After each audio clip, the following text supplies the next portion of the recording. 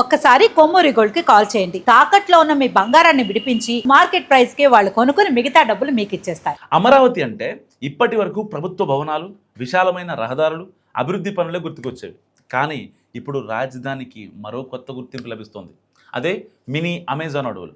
వేలాది చెట్లతో పచ్చని ప్రకృతి వనంగా మారుతున్న ఈ ప్రాంతం ప్రస్తుతం అందరి దృష్టిని ఆకర్షిస్తోంది. అమరావతి రాజధాని అభివృద్ధిలో భాగంగా మొదటి నుంచే పర్యావరణ పరిరక్షణకు ప్రాధాన్యం ఇస్తూ విస్తృత స్థాయిలో మొక్కలు నాటారు.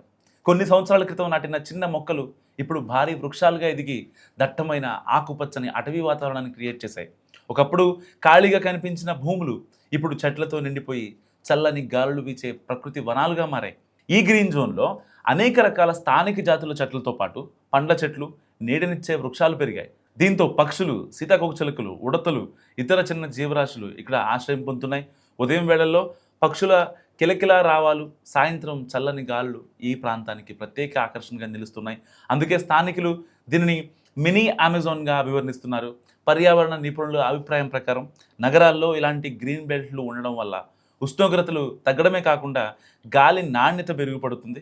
సో కార్బన్ డైఆక్సైడ్ను గ్రహించి ఆక్సిజన్ను విడుదల చేసే ఈ చెట్లు నగరానికి సహజ ఊపిరితిత్తుల్లా పనిచేస్తాయి. వర్షపాతం పెరగడానికి, భూగర్భ జలాలు నిల్వ ఉండటానికి కూడా ఇలాంటి అడవులు ఉపయోగపడతాయి. భవిష్యత్తులో అమరావతిని దేశంలోనే అత్యంత పర్యావరణ హిత రాజధానిగా తీర్చిదిద్దాలన్న లక్ష్యంతో మరిన్ని గ్రీన్ కారిడార్లు, పార్కులు, అర్బన్ ఫారెస్ట్లను అభివృద్ధి చేయాలని ప్రణాళికలు రూపొందిస్తుంది కూటమి సర్కార్. సో అభివృద్ధి అంటే కేవలం భవనాలు నిర్మించడం మాత్రమే కాదు, ప్రకృతిని కాపాడుతూ నగరాన్ని నిర్మించడం కూడా సాధ్యమేనని అమరావతి చూపిస్తోంది.